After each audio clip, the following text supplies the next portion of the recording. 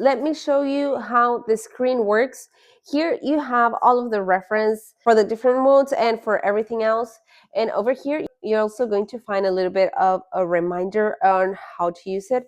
Remember that you have a minimum and a maximum amount of water that this container needs. So when you're going to program it, you can do it with the automatic modes.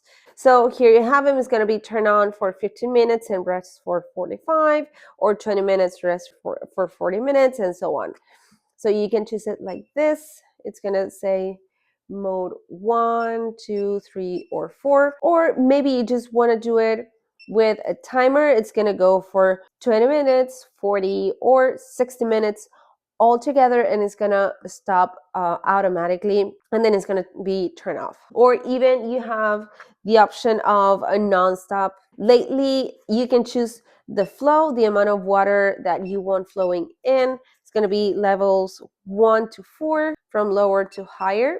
You can choose it from there. Maybe this is something that you need to try based on your pain tolerance and how well you take the cold water and the temperature that you're using. And with this, you can choose whether to see the temperature on Fahrenheit or Celsius, whatever is more comfortable for you. So this is how the screen works.